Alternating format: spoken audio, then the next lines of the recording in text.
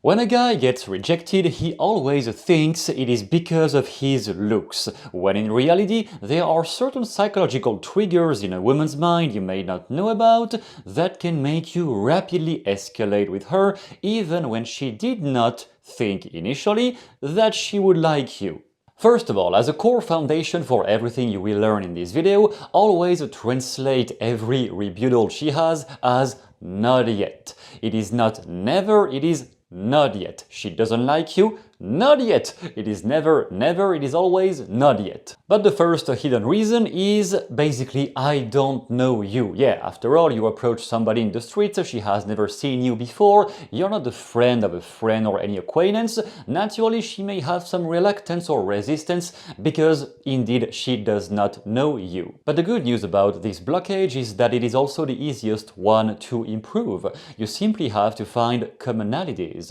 Anything that you and her have in common, and you will need some people's acuity to figure out maybe where she comes from by her accent, anything she wears. Maybe you can find some commonalities of things she likes that you like too, or where places she has been to that you have been to equally. And this is how sometimes I got incredible interactions even with girls I didn't know, just because, oh, we come from the same university, or she has studied here, I have studied here too, or she knows that person, I know that person too, or that band, she has a shirt with a band, rock music, whatever, oh, I know that band. Those are some of the easiest ways to create an interaction even when you start from scratch. Hey, what's up? There's nothing I would want more than to sit exactly right here, next to you. Yeah, could I sit down? Sure. Awesome. Thank you. What's your name? Bianca. Hi, Bianca. That's a pretty name. My name's Juan. Nice to meet you. Nice to meet you. So I like you. Oh, wow. That's Yeah. forward. I know. That's why. Whoa, careful here. Yeah, I like you. That's how I like to roll. I just like to be forward and get straight to the point. I mean, I don't know you, but I'd like to get to know you. You know. Right.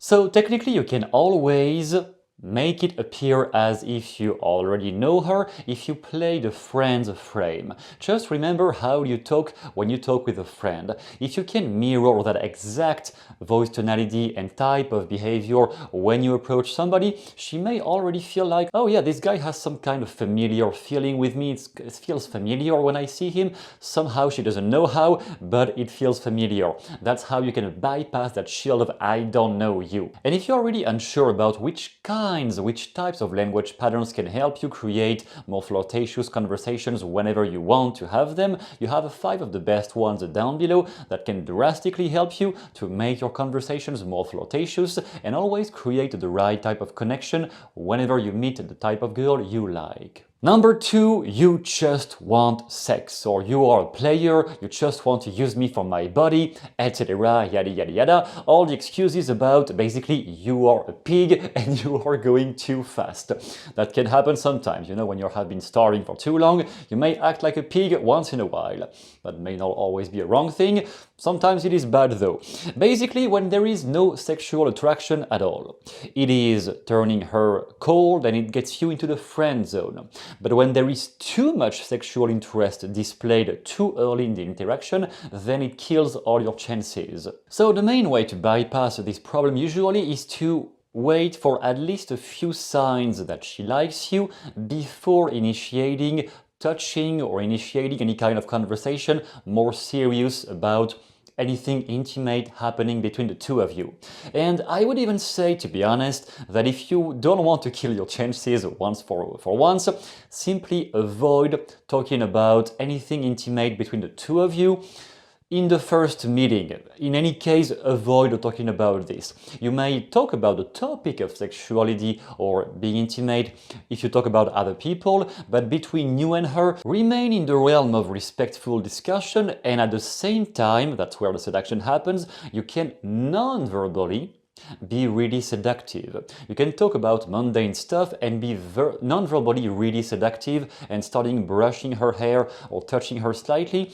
And when you do this, you just want to wait that she's at least getting closer to you, smiling at you more when she stares at you. Those are the signs, okay, she likes you, and then you can initiate some light touching.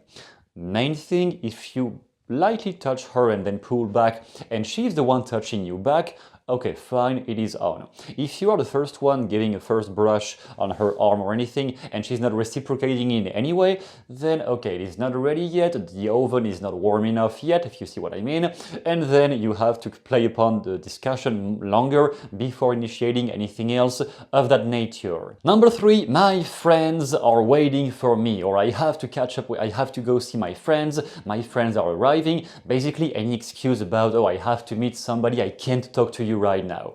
Obviously it is never the truth, because if, or like when a girl really likes you, you can be sure she's gonna find an excuse to apologize from her friends. She's basically gonna find a way to escape her friends if she really, really wants to spend time with you. She's gonna find a way. Trust them. When they want to hook up with a guy, they find a way somehow. So the excuse of I have to meet my friends, it is never a real excuse. It simply means she does not know you enough once again, and she does not feel comfortable with you yet.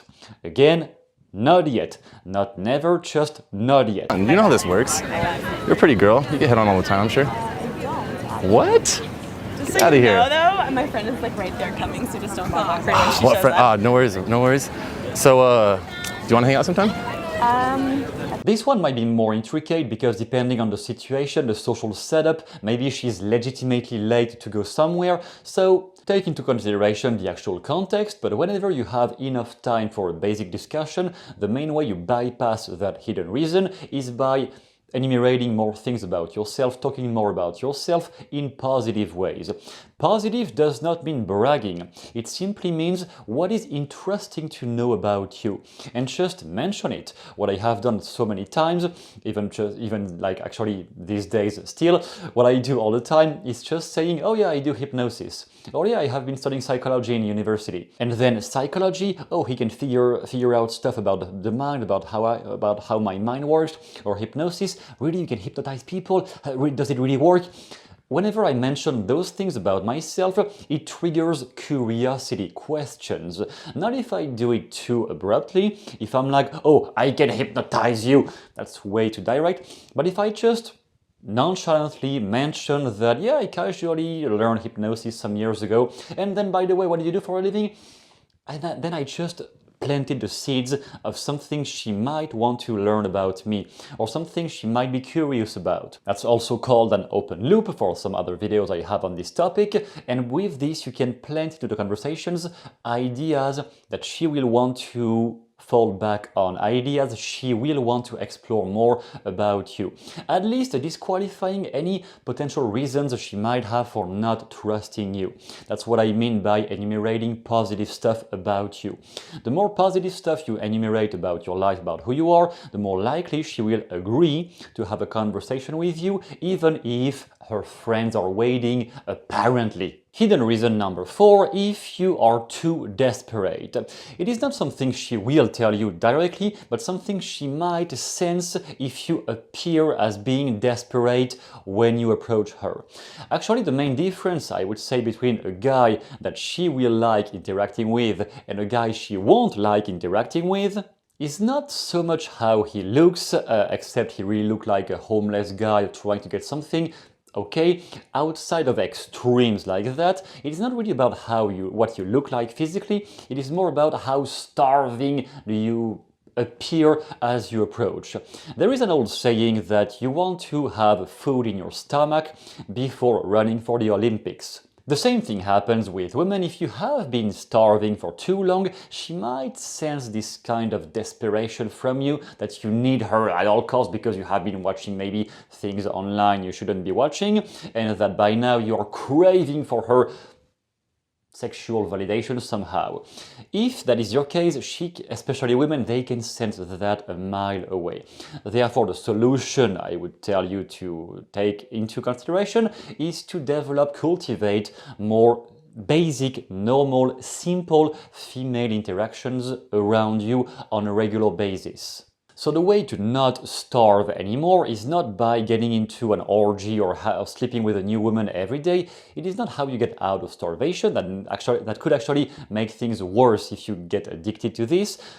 Talking from some people I have seen from experience.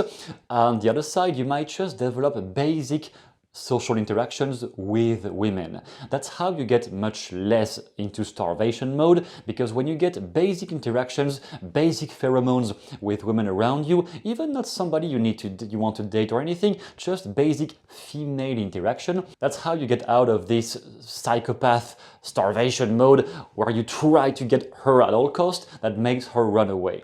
When it comes from a chill vibe of somebody who has been getting laid anyway, or at least acting in the way that he has been getting laid anyway lately or recently, then it comes off as way less oppressive and depressed compared to the guy who looks like he's starving for women's affection and bodies too much. So cultivate the basic female interactions around you every day, even with the cashier at Starbucks, whatever. Any person, any woman you may have a basic interaction with, cultivate that to decrease the pressure in your head of actually talking to women every day. And hidden reason number 5, which for the first time on this one it is the exception, it does not imply or revolve around you, it revolves around herself.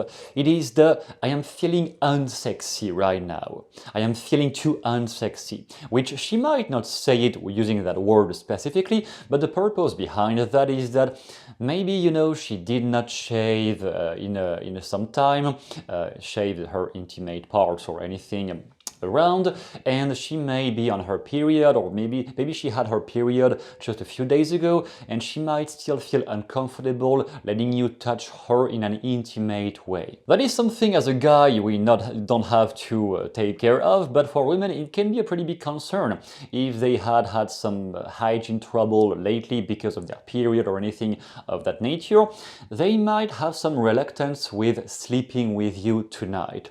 Maybe she likes you, maybe indeed she would be enjoying a night of pleasure with you, but maybe she will say no because she feels kind of unsexy right now, not really in the mood, or not really at the right moment. But the way I have always bypassed that was by resisting first. Always be the first one resisting sleeping together before she does. You simply extrapolate on that by saying, oh, no chances, it's impossible I sleep with you tonight, I have to wake up tomorrow too early, or no, I don't know you well enough just yet, please be careful, please take your time with me, I have been heartbroken in the past, I don't want to give you my feelings too soon. Any kind of joke like that, but at least you're showing resistance, even if it is taken as a joke. At least you're the first one to mention resistance, which will let her escalate with you with more comfort if she has sensed you were the one resisting first. So always have one reason backed up in the back of your mind for not sleeping with her tonight. Once again, it is about not yet, which doesn't mean you will always resist her. It is simply not yet. You keep that frame in your mind. When she's resisting, it is just not yet. It doesn't mean she won't sleep with you. It simply means not yet.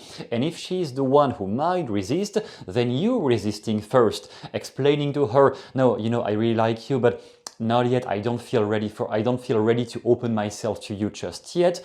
That's an incredible amplification of desire for her. Because first of all, she's not used to hearing guys resisting her, especially if she's particularly beautiful. And secondly, when you are doing this, you are showing, even unconsciously, that you're not starving. The guy who's starving is always the one who gets fed last. The same thing about how the rich get richer, because we naturally want to give more, or we are more likely to give more to people who already have a lot.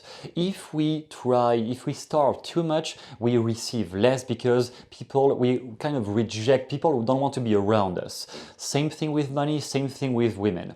If you're the one who shows that you don't need, you may offer an invitation but you don't need her validation or anything, or her sex or whatever, then you become the one who's more likely to get it, to receive it, because she's more likely to give to somebody who already has what he wants, because she may want your attention in that case, compared to the guy who desperately needs her validation at all costs. And once again, if you want to develop the best ways to flirt during a conversation using some hypnotic language patterns that she might react to more than you think, you have 5 of the best ones down below that you can download right away and use them as soon as you have a next interaction, a new interaction with the kind of woman you want.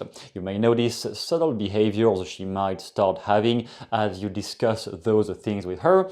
And I tell you good luck, see you soon, and thank you for watching. Goodbye.